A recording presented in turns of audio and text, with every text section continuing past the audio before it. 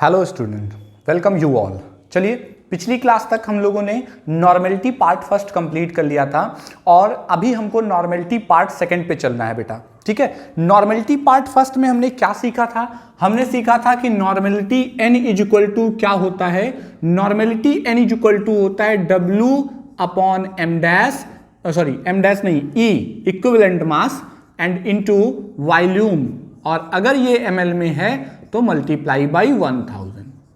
ये हमने equivalent normality का फॉर्मूला लेक्चर नंबर 1 में यानी नॉर्मेलिटी पार्ट फर्स्ट में ये देख लिया था बेटा। जिसने नॉर्मेलिटी पार्ट फर्स्ट का वीडियो नहीं देखा है प्लीज वो जाकर के पहले नॉर्मेलिटी पार्ट फर्स्ट देखिए, तभी ये लेक्चर आपके काम का है, अदरवाइज ये लेक्चर आपके किसी काम का नहीं है। ठीक है, मैं डिस्क्रिप्शन बॉक्स में इसका वो दिया हूं, आप लिंक दिया हूं, आप वहां पे क्लिक करके इसके लेक्चर नंबर 1 को देख लीजिए। ठीक है, चलिए अब अगर मैं कहूं कि नॉर्मेलिटी बराबर ये होता है तो normality is equal to mass upon equivalent mass into volume into 1000 होता है। ठीक है, अब एक समझो, अब थोड़ी सी बात को समझो कि अगर मैं ये कहूं कि इक्विवेलेंट मास जो आपको यहां पर दिखाई दे रहा है ये तो हम निकाल लेंगे। कैसे निकाल लेंगे? क्योंकि equivalent mass is equal to क्या होता है? Now equivalent mass is equal to होता है मोलर मास, मोलर मास जिसे हम किससे इंडिकेट करते हैं? m डैश से इंडिकेट करते हैं, और अपॉन n फैक्टर कह सकते हैं। अभी आपको पढ़ा चुका हूं, लेक्चर 1 में ही देखना, आपको n फैक्टर भी मिल जाएगा और ये रिलेशन आपको वहां पे मिल जाएगा। तो अगर मैं इसके जगह पर इस चीज को पुट करता हूं तो आपको क्या रिलेशन आएगा? Normality is equal to mass upon molar mass into volume ml में इंटू 1000, और अनदर थिंग्स जो n फैक्टर डिवाइड में आएगा यहां पर वो ऊपर होके n फैक्टर में ऐसे लिख देता हूं। ये बात समझ में आपको आ गई होगी कि ये n फैक्टर हो जाएगा। ठीक है, अब समझो, अगर हम ये कहें यहां पर, अगर हम ये बोलें कि इतनी चीज को आपने पीछे कहीं कुछ पढ़ा है, ये जो आपके सामने बोर्ड पे डिस्प्ले हो रहा है ये वाला पोर्शन कुछ है क्या? सोच लो, कुछ है? सोच लिया होगा। ये है आपकी मोलैरिटी। क्या है बेटा? मोलैरिटी है ये। ठीक है, तो अगर ये मोलैरिटी है तो अब आपका नॉर्मेलिटी इज इक्वल टू क्या आ जाएगा? नॉर्मेलिटी इज इक्वल टू आ जाएगा molarity, molarity into n factor. तो मोलैरिटी इंटू n फैक्टर आपका ये एक रिलेशन आ जाएगा। अब इसको दो तरीके से समझिए। This is the relationship between normality and molarity. तो इस तरीके से आप नॉर्मेलिटी और मोलैरिटी के बीच में रिलेशनशिप स्टैब्लिश कर सकते हो कि नॉर्मेलिटी और मोलैरिटी के बीच में क्या रिलेशन होता है। अब एक बात समझो, दूसरी बात समझो कि n फैक्टर की जो कितनी भी वैल्यू आएगी कम से कम तो 1 आएगी। यहां देखो, the minimum value of n factor की जो मिनिमम वैल्यू होगी वो इज इक्वल टू कितने की आएगी बेटा? 1 के आएगी। अगर n फैक्टर की minimum value is equal to 1 के आएगी तो ऐसे केस में एक बात बताओ, नॉर्मेलिटी जो होगी, नॉर्मेलिटी वो बराबर कितने की हो जाएगी? मोलैरिटी के हो जाएगी। और वो भी कब होगा बेटा? जब n फैक्टर की वैल्यू क्या होगी? मिनिमम होगी, यानी 1 होगी। उससे छोटी हम नॉर्मेलिटी की n फैक्टर को 1 से छोटा नहीं कर सकते। ठीक है, अच्छा, अगर इफ केस नंबर सेकंड देखो, if normality n factor value of n factor अगर हम ये कहें कि value of n factor is greater than 1 हो जाए, अगर n फैक्टर की वैल्यू 1 से क्या हो जाए? ज्यादा हो जाए। तो एक बात बताओ, अगर n से ज्यादा होगा तो जब इस n फैक्टर का इस मोलैरिटी में आप मल्टीप्लिकेशन करोगे तभी तो आपको नॉर्मेलिटी मिलेगी। यानी n फैक्टर को मोलैरिटी से मल्टीप्लाई करना होगा, और जब आप n फैक्टर को मोलैरिटी से मल्टीप्लाई करोगे तो नॉर्मेलिटी आएगी। इसका मतलब ये याद रखेंगे कि नॉर्मेलिटी 100% बड़ी होगी किससे बेटा? मोलैरिटी से। यानी एक बात ये भी समझ में आई कि अगर n फैक्टर अपनी लोवेस्ट वैल्यू पे आ जाए जो कि 1 के बराबर है तो नॉर्मेलिटी मोलैरिटी के बराबर हो जाएगी। अगर n फैक्टर अपनी वैल्यू n से 1 से ज्यादा होता है तो ऐसे केस में नॉर्मेलिटी हमेशा मोलैरिटी से बड़ी आएगी। याद रखेंगे, point to be remember, point to be remember, normality never be, normality never be, never be less than 1। तो इस तरीके से एक बात को याद रखेंगे कि सॉरी, लेस देन मोलैरिटी। तो किसी भी कंडीशन में नॉर्मेलिटी मोलैरिटी से छोटी नहीं हो सकती, बराबर आएगी, लेकिन कभी भी नॉर्मेलिटी मोलैरिटी से छोटी नहीं हो सकती। तो ये कुछ इंपॉर्टेंट पॉइंट्स हैं जो आपको नॉर्मेलिटी से रिगार्डिंग याद रखने हैं, समझ के चलने हैं, ठीक है।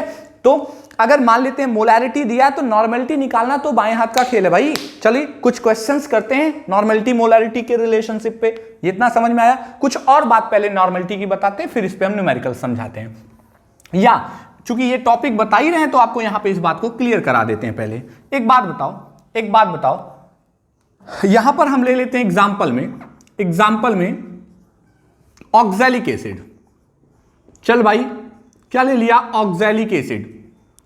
तो अगर ये कौन है, ये है ऑक्सैलिक एसिड, ऑक्सैलिक एसिड है। अब मेरे भाई ऑक्सैलिक एसिड की मोलैरिटी हम मान लेते हैं कि मोलैरिटी इसकी कितनी है भैया, इसकी मोलैरिटी है 1/20। कितनी मान ले, 1/20 मान लेते हैं। और इसका एन फैक्टर मानने की जरूरत नहीं है, आप बताओगे एन फैक्टर कितना होगा इसका एन फैक्टर कितना होगा बताओगे। देखो यहां से एक H निकला है, एक H यहां से निकला है, तो 2 H रिलीज हुए हैं, तो इसलिए इसकी एन फैक्टर की वैल्यू भी 2 हो जाएगी। अब बेटा अगर एन फैक्टर की वैल्यू 2 हो गई, मोलैरिटी m/20 हो गई, तो नॉर्मेलिटी बराबर क्या होता है, नॉर्मेलिटी इज इक्वल टू हो जाता है, नॉर्मेलिटी इज इक्वल टू हो जाता है मोलैरिटी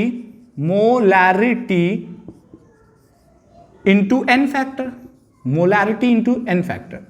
तो अगर मैं मोलैरिटी को m/20 ले लूं और 2 से मल्टीप्लाई कर दूं तो 2 1 जा 2 10 जा, और ये आ जाएगा 1/10 के, 1/10 के। कौन आएगा बेटा, नॉर्मेलिटी। आप बताओ नॉर्मेलिटी पहले के कंपेयर में और बड़ी हो गई या छोटी हो गई, खुद सोच लो भाई। देखो अगर मैं नॉर्मेलिटी की बात करूं तो यहां 1/20 मुझे जहां तक समझ में आता है, आपको भी समझ में आता है, अगर डिनोमिनेटर बड़ा होता है तो वैल्यू छोटी होती है। तो यहां पर डिनोमिनेटर 20 और यहां पर डिनोमिनेटर 10 है, इसका मतलब ये वाली वैल्यू क्या है, ये वाली वैल्यू बड़ी है और ये छोटी है। तो एन फैक्टर जैसे ही बढ़ा ये बढ़ गया। तो अगर मैं कहूं कि एन फैक्टर 2 है तो नॉर्मेलिटी मोलैरिटी के डबल हो जाएगी। अगर मैं बोलूं कि एन फैक्टर 3 है तो नॉर्मेलिटी मोलैरिटी के 3 टाइम हो जाएगी।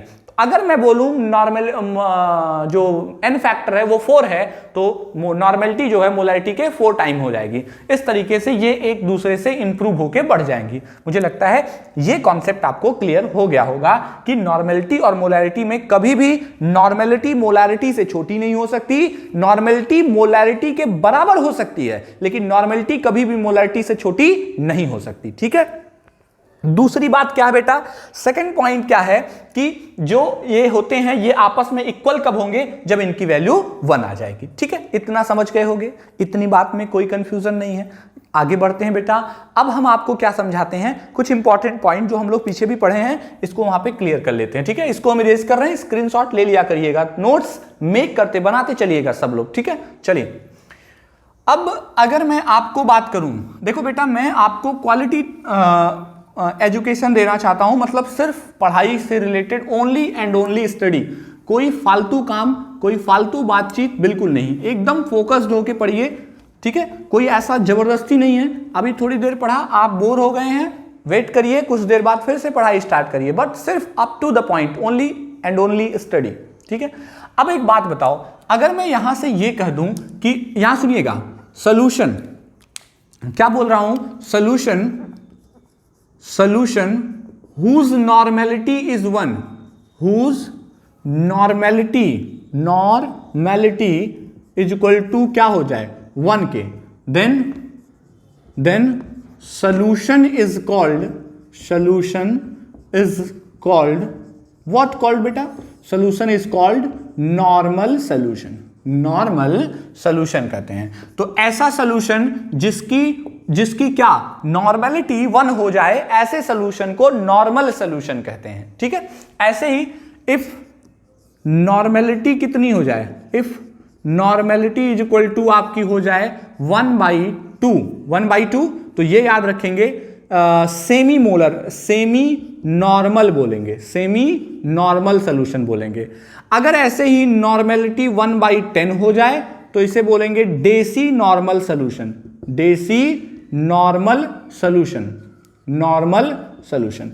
ऐसे ही अगर ये 100 हो जाए तो इसे बोलेंगे सेंटी नॉर्मल सोल्यूशन। क्या बोलेंगे, सेंटी नॉर्मल सोल्यूशन। ऐसे 1000 हो जाए मिली नॉर्मल सोल्यूशन। तो ये एक सिंपल हो गया। अच्छा, उसके बाद क्या समझना है, नॉर्मेलिटी का जो फार्मूला आपने देखा था, तो नॉर्मेलिटी इज इक्वल टू निकल के आया था W/E इंटू V, और अगर ml में है तो 1000। अब एक बात बताओ, यहां पर कौन आ गया, आपका वॉल्यूम आ गया कि नहीं आ गया। जो वॉल्यूम होता है वो टेम्परेचर पे डिपेंडेंट होता है बेटा। अगर टेम्परेचर बढ़ाओगे ना वॉल्यूम बढ़ जाएगा, टेम्परेचर अगर बढ़ाओगे तो वॉल्यूम बढ़ जाएगा। तो अगर टेम्परेचर को बढ़ाने से वॉल्यूम बढ़ जाता है तो एक बात बताओ, ये मतलब ये टेम्परेचर डिपेंडेंट हुआ या नहीं हुआ। सो हम ये कह सकते हैं it is temperature dependent. Temperature क्या होता है, डिपेंडेंट होता है, डिपेंडेंट होता है। ये क्या, टेम्परेचर डिपेंडेंट होता है। कौन टेम्परेचर डिपेंडेंट होता है, नॉर्मेलिटी। क्यों भैया, क्योंकि याद रखना जो वॉल्यूम होता है, जो वॉल्यूम होता है वो टेम्परेचर के डायरेक्टली प्रोपोर्शनल होता है, और ये नॉर्मेलिटी जो है वो वॉल्यूम के इनवर्सली प्रोपोर्शनल है। तो जब टेम्परेचर बढ़ाओगे तो वॉल्यूम बढ़ेगा, और वॉल्यूम बढ़ेगा तो नॉर्मेलिटी घट जाएगी। इस तरीके से ये रिलेशन समझ में आना चाहिए। यूनिट हम लोग पढ़ चुके हैं ऑलरेडी। इसकी यूनिट क्या होगी, ग्राम इक्विवेलेंट, ग्राम इक्विवेलेंट पर लीटर, ये इसकी यूनिट हो जाएगी। सीधा सा है भाई ना, इसे बोलते हैं ग्राम इक्विवेलेंट, और ये हो गया लीटर, तो ग्राम इक्विवेलेंट पर लीटर, ये इसकी यूनिट हो जाएगी। ठीक है, फिर ऐसे इसका भी फॉर्मूला होता है N1V1 is equal to N2V2। ये समझना है एकदम हूबहू जैसे मैंने मोलैरिटी पढ़ाया था बेटा। मोलैरिटी का लेक्चर नंबर 1, लेक्चर नंबर 2 देखिएगा। मोलैरिटी का लेक्चर नंबर मेरे इसी में आप मोलैरिटी का लेक्चर नंबर 1, लेक्चर नंबर 2 देखिएगा। आपको लेक्चर नंबर 2 देखिएगा, उसमें आपको मैंने कराया है कि मोलैरिटी ऑन डाइल्यूशन। तो ऐसे ही नॉर्मेलिटी ऑन डाइल्यूशन का ये फॉर्मूला बनेगा, नॉर्मेलिटी ऑन डाइल्यूशन। पानी मिला के डाइल्यूट करें, फिर से मैं उसको पूरा नहीं बताना चाहता, टाइम वेस्ट होगा। आपको देखना होगा तो आप जाकर के तुरंत मोलैरिटी पार्ट 2 में जाकर के देख लीजिएगा, आपको समझ में आ जाएगा। जहां नॉर्मेलिटी बोल रहा है बस वहां पे ये रखते चले जाना, एन मोलैरिटी वहां पे बोलेंगे, यहां पे नॉर्मेलिटी हो जाएगा। और ऐसे ही हमने एक और पढ़ा था नॉर्मेलिटी ऑन मिक्सिंग, तो N1V1 plus N2V2 is equal to NRVR करके फॉर्मूला बन जाता है। तो ये नॉर्मेलिटी ऑन मिक्सिंग का फॉर्मूला है, ये नॉर्मेलिटी ऑन डाइल्यूशन का फॉर्मूला है, और इस तरीके से होल अबाउट नॉर्मेलिटी आपकी कंप्लीट होती है। ठीक है, नॉर्मेलिटी के सेक्शन में अगर आपको कोई प्रॉब्लम हो तो आप हमको बताइए, नहीं है तो इनको स्क्रीनशॉट लेके एक प्रॉपर नोट बना लीजिएगा। ठीक है, टेक अ स्क्रीनशॉट।